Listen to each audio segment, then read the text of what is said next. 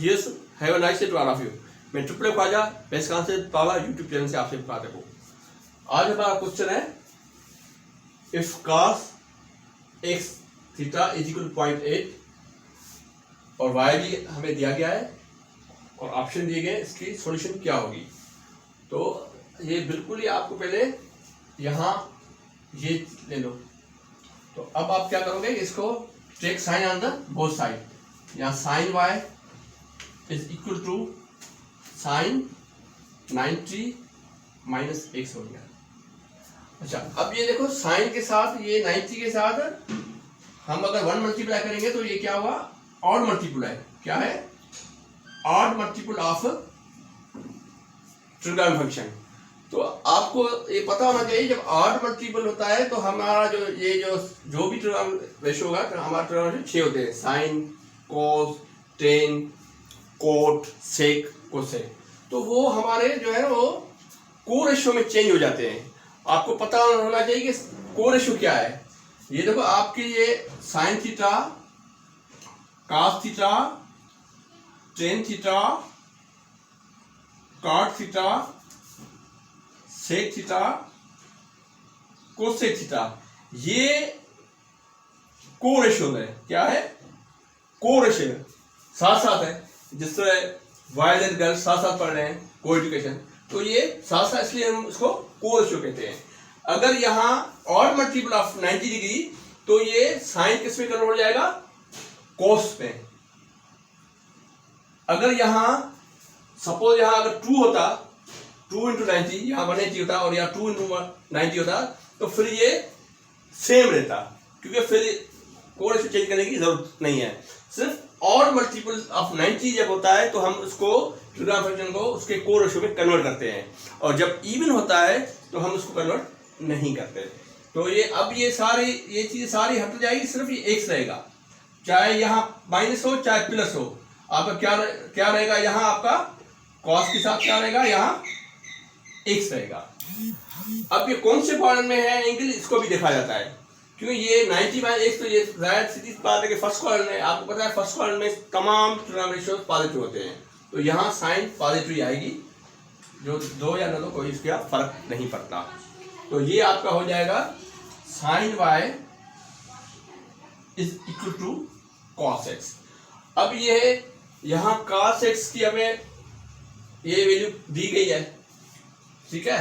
तो ये cos x की वैल्यू क्या है, 0.8, और ये हमें आ रहे थे, क्या पूछा गया, साइन y। तो ये ऑप्शन नंबर क्या आपका आ रहा है, ऑप्शन नंबर ए। ये दूसरा क्वेश्चन है, ये जरा वर्ड प्रॉब्लम है, और वर्ड प्रॉब्लम में ज्यादातर जो है स्टूडेंट कंफ्यूज होते हैं, इसलिए कि सिलेबस पे वर्ड प्रॉब्लम बहुत कम होते हैं, लेकिन एंट्री टेस्ट पे या एग्जाम जो भी होते हैं उसमें ही आते हैं। तो इसमें क्या है कि ये आपका यहाँ देखो, the length of rectangle with area, यहाँ एरिया इसको बोल दिया है और रेक्टेंगल की लेंथ इसको कह दिया है। क्योंकि वैसे भी अगर आप काम से बात है कि देखो एरिया स्क्वायर होती है और जो आपकी विड्थ या लेंथ होती है वो स्क्वायर नहीं होती है, सिर्फ सेंटीमीटर होगी। इससे भी यहाँ साफ साफ पता चल जाता है। तो अब हम पहले डायगोनल की बात है, तो हम पहले रेक्टेंगल बनाए।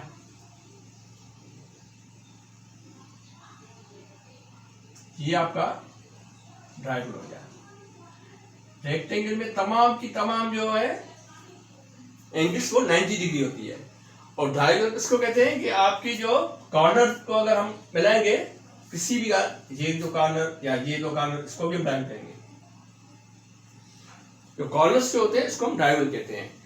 अच्छा, अब यहाँ आपकी ये देखो एरिया का फॉर्मूला है, आपको पता एरिया ऑफ रेक्टेंगल क्या फॉर्मूला है, एरिया ऑफ रेक्टेंगल का फॉर्मूला है लेंथ इनटू ब्रीथ। अब यहाँ लेंथ क्या है, एरिया दी गई है 98, और लेंथ आपको वो भी मिली हुई है। अब आपको ब्रीथ फाइंड करनी है, सिंपल, या 98 या 14 को यहाँ लेकर आ जाओ, तो ये क्या हो गया आपका ब्रीथ करके। अब टेबल लगाओ, ये 7 98, ये आपको ब्रीथ मिल गई, ये यहाँ रखो, और ये आपकी लेंथ। अब आपको ये डायगोनल, तो आपको पता है यहाँ ये 90 के सामने क्या होता है, हाइपोटेन्यूज होता है। तो पाइथागोरस लगेगा। पाइथागोरस आपको क्या है कि h square is equal to p square plus अपने स्क्वायर प्लस बेस स्क्वायर। तो यहाँ अगर ये एंगल होगी तो आपका ये हो जाएगा परपेंडिकुलर। अगर ये एंगल है तो ये परपेंडिकुलर है। तो यहाँ दोनों ऐड हो रहे हैं, परपेंडिकुलर बेस ऐड होकर स्क्वायर हो रहा है, तो इसका कोई इशू नहीं है। किसी को भी आप परपेंडिकुलर, किसी को भी आप बेस कर लो, कोई इशू नहीं है। तो ये आप इसको सिंपल 7 स्क्वायर प्लस 14 स्क्वायर कर दो, तो ये आपका हो जाएगा 49 और ये हो जाएगा आपका 196। अब ये दोनों को ऐड करो तो कितना हो जाएगा, ये 5 हो जाएगा 15 और ये आपका 9 और 4 13, तो यहाँ भी 4 आएगा, एक वो था। तो ये आपका हो जाएगा 1 और 1 245। अच्छा 245 का आप फैक्टर निकालो, 5 का टेबल लगाओ। 245 को पहले 5 का टेबल लगाओ, तो ये 24 को 5 का टेबल 4 टाइम और ये आपका 9 टाइम, तो ये 49, ये 7।